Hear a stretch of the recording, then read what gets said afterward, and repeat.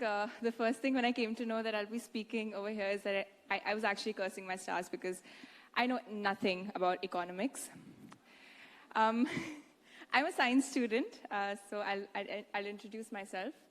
So you all know my name. I'm Manushi, and I come from a family of doctors, and I'm studying to be a doctor as well. I'm 20 right now, and I have been honored to be your Miss World for this year and carry out her duties.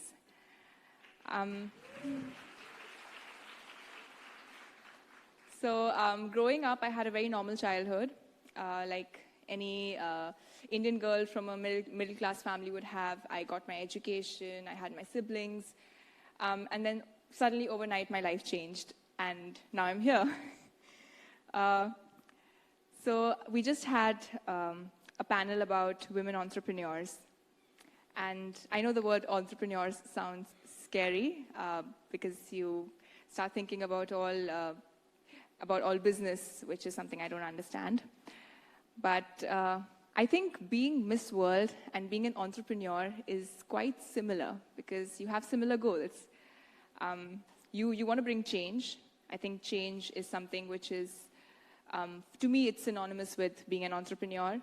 You love what you do, and you love risks. And being a Miss World is definitely about taking risks. Like, I came up here to speak in front of you, which was a very big risk for me.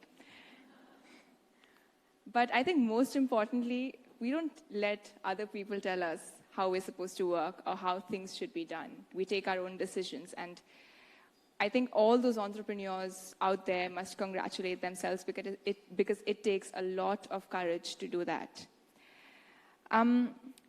Women are doing wonders as entrepreneurs. Recently I read in Kerala about a system called Food on Wheels. It was providing employment to women, so they would provide tiffins and nutritious food to people who wanted to work. But, out of all these wonderful entrepreneurs, I think one such wonderful woman is my mother.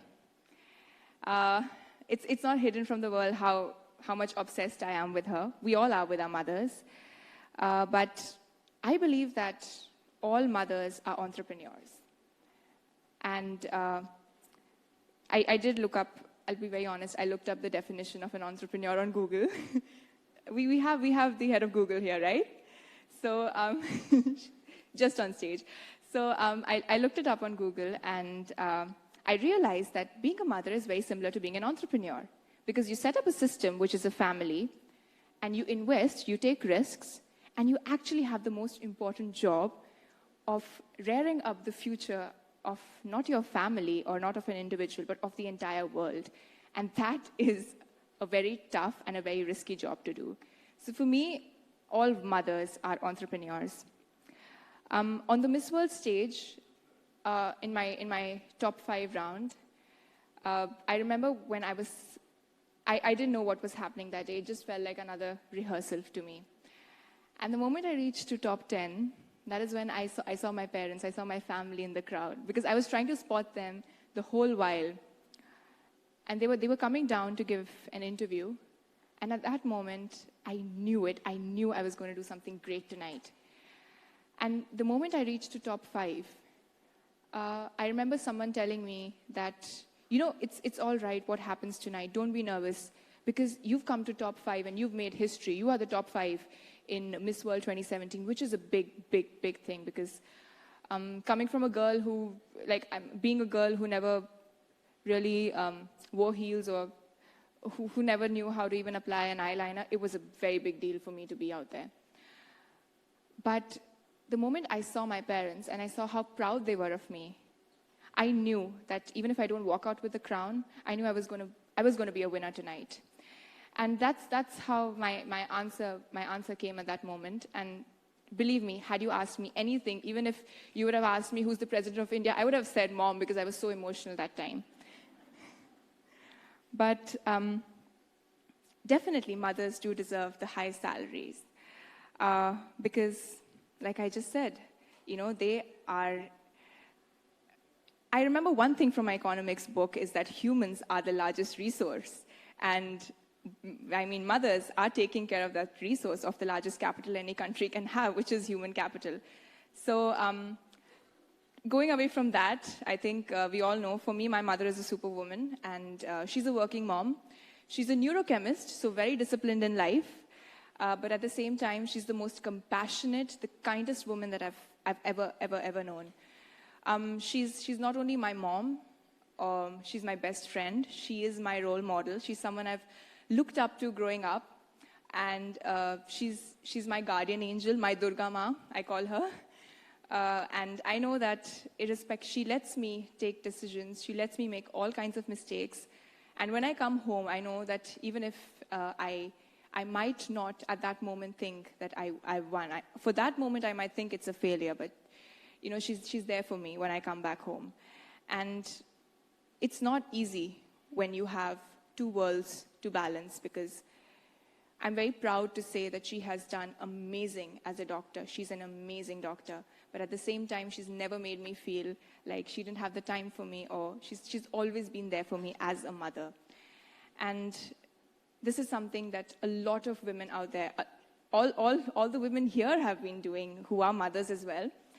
And that is something that has always amazed me as a child. That, I mean, I don't know how you can balance two wonderful things so perfectly without even having a hint of worry on your face. Having said this, I think I feel that aren't women already the most powerful? They're entrepreneurs. They're creating the future of the country. So they're already the most powerful. And when it comes to women empowerment, I think they must realize that they have such a big responsibility, which they're doing kick-ass, like complete pros at it. So aren't they already empowered? Well, for me, women empowerment weren't actually two words which I knew a lot about, because I never felt that I needed to be empowered. But growing up, I come from the state of Haryana. I'd never stayed there till I went to college, and I chose to educate myself at a college which is a girls' college in rural Haryana, because I believed something that my father told me, that if you go to the remotest of places, as a doctor, you will learn the most. And I wanted to learn. But when I went to my college, it was completely different from what I had imagined. And that's when, as an 18-year-old, I had an idea to do something when it came to menstruation. Because at that point of time, all I understood was health. And I felt that, well, menstruation, if women are more comfortable about menstruation and we are able to take care of their hygiene, then definitely it won't boil down to diseases such as pelvic inflammatory diseases and your RTIs, and that could, RTI, reproductive tract infection, not the RTI you guys know. So that's how I started my project. And so in the local areas, they started calling it as Shakti when I would go. Because, Shakti, you all know that every woman is considered as a form of Shakti, and Shakti means power and to empower. And that's how, more than just a health project, it became an empowerment project for me. I showed the project to the Miss India team. They really liked it. It wasn't a project at that time, it was just an idea. I was doing awareness programs with the help of my parents. But after winning Miss India, you have something called as Beauty with a Purpose at Miss World. Beauty with a Purpose is the vision and mission of Miss World. That's what Miss World stands for. It gives young girls like me, not just me, but all 130 countries that represent at Miss World an opportunity to bring a change in their country or in their communities. And, well, Miss India wanted to work on my project. So I worked across 3 states in North India, more than 20 village communities, and we created women entrepreneurs, so entrepreneurs back in. So we encouraged women from the village to source sanitary pads from the Walmart. So I collaborated with Walmart India and a local manufacturer of sanitary pads. And so these women would purchase low-cost sanitary pads and sell them in their village, because more than the lack of awareness and the high cost of sanitary pads, which women felt, it was the taboo that was associated with it. And women would feel uncomfortable to buy sanitary pads from mostly a man who's a shopkeeper. So that was my short-term project. I remember being shortlisted as a semi-finalist for Beauty with a Purpose at Miss World, which is the biggest award when you go for a Miss World competition. And I was looking at my project. 3.5 months, I traveled across those states. It wasn't easy to go to these places. I went to a village where children didn't even have clothes to wear. So I could imagine that if they can't afford proper clothes, how can they afford sanitary pads? I mean, that's the kind of mentality that they have over there. And as a 20-year-old, to see so much, it just makes you want to do so much more, because I'm still growing, I'm still learning, I'm still in that stage where I'm figuring out what I truly want to do in life. And that's when I found my purpose. And in the top 20, there were amazing projects. But when I saw my project come up, I had tears in my eyes because I couldn't believe that I had done it, of course with the help of a huge team. And I won Beauty with a Purpose. And I'm very proud to say that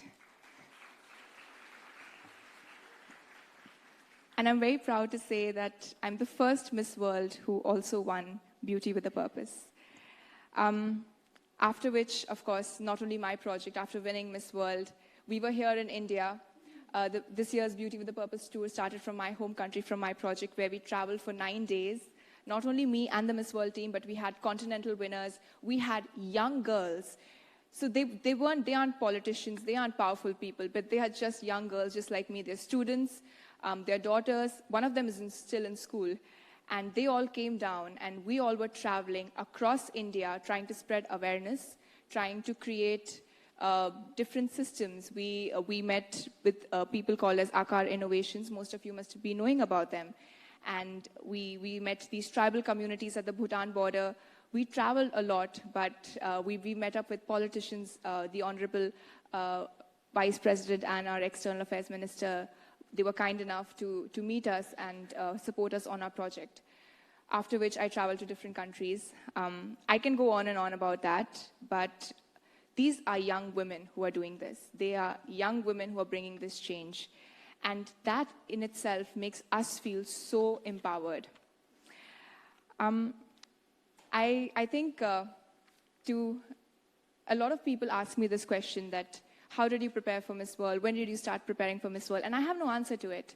And when I think about it, I think it's 20 years. And I know I speak like a 30-year-old and I think like a 60-year-old, but I'm 20 years old. Believe me on that. And I think it's 20 years of being a woman who never treated herself differently just because she was a girl, of growing up in a family where she didn't know the meaning of the words women empowerment because she never felt she needed it. And I think I was fortunate. And all I can say is that I pray that in the future, no one knows the meaning of women empowerment, because we don't need these words. Women are equal to men. Thank you.